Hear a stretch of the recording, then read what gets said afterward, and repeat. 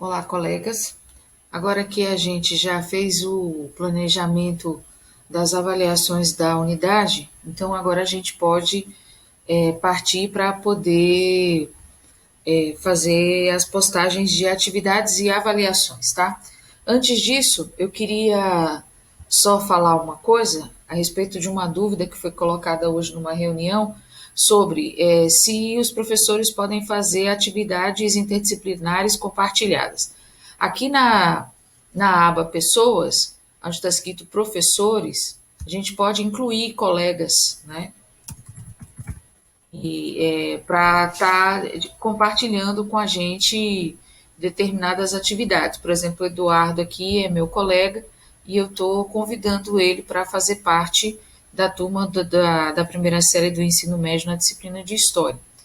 E aí a gente pode estar compartilhando essa sala de aula com uma atividade interdisciplinar, por exemplo, tá? Bom, então vamos lá. Aqui então vamos para atividades. Primeira coisa que é interessante a gente criar é o tópico. O tópico seria aquele conjunto de atividades, né? Então, por exemplo, pronomes, ou esferas da Terra, ou sistema endócrino, né? No caso de biologia, poderia ser um tópico. Eu aqui vou colocar um tópico da disciplina de História, que é construção do sujeito histórico. Então, esse é o tópico. Eu coloco adicionar. Então, aqui agora eu vou criar, eu tenho algumas opções, né? Ou criar uma atividade com teste.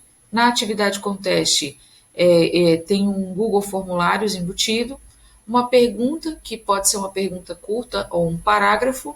Eu posso simplesmente postar um material e ainda ter a opção de reutilizar uma postagem que eu fiz em uma outra turma, tá? Então tem todas essas opções. Para a gente só iniciar, nós vamos começar aí com uma pergunta, tá? Essa pergunta vai ser simplesmente a seguinte. Não, você já vira aqui, né? Ó, pergunta, opção tem resposta curta ou múltipla escolha, tá? Mudei de ideia, não vou fazer pergunta, vou criar uma atividade, certo? Então, qual vai ser a minha atividade? Eu vou colocar aqui, analise a imagem em anexo. Aí eu vou colocar aqui com uma instrução opcional, descreva a imagem. Você poderia colocar outra coisa, poderia colocar, leia a página tal do livro, ou leia a trilha 2 do caderno de apoio, ou outra coisa assim. Aí aqui eu vou adicionar a imagem. Poderia ser uma imagem, poderia ser um vídeo, poderia ser um texto, tá? Que poderia estar localizado no Google Drive, ou eu já ter copiado um link e traria esse link para cá, um arquivo que está no meu computador ou o YouTube. Aqui eu vou optar nesse momento por um arquivo que está no meu computador. Então ele é só um pouquinho que eu tenho as minhas pastas meio complexas. Aqui já está História Pandemia e a imagem está aqui. E aí eu vou e a imagem está carregando. Pronto, a imagem já está aqui, né? Aí o que eu faço aqui? Para quem que vai ser isso? Para a turma do primeiro ano A, para todos os alunos. Qual é a categoria de nota? Como é uma atividade de aula invertida, ou seja, eu primeiro vou disponibilizar essa imagem para depois eu falar sobre ela, essa vai ser uma atividade processual, que, como a gente viu lá, está com a pontuação 6. Poderia ser 60%, né? Lembra que aqui isso não precisa necessariamente ser do jeito que está aqui. Você também poderia não atribuir nota para essa atividade. Seria só um start para alguma coisa.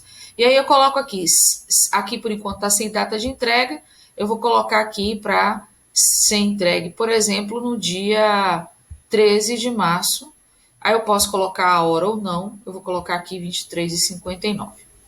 nenhum tópico, eu vou incluir essa atividade no tópico construção do sujeito histórico, tá? E aí aqui em cima eu tenho, em criar atividade, eu tenho 3 opções: ou criar atividade, ou programar, ou salvar rascunho.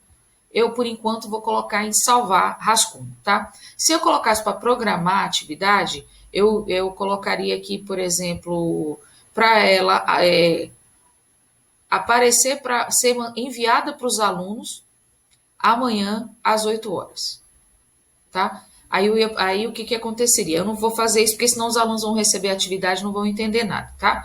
Então vamos supor que eu programei aqui. Aí o que, que aconteceria? Mas eu vou colocar aqui salvar rascunho. O que, que aconteceria se eu tivesse programado a aula?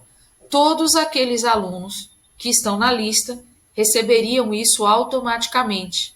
Eu não teria que ir enviar aluno por aluno. O próprio Google Sala de Aula faz isso.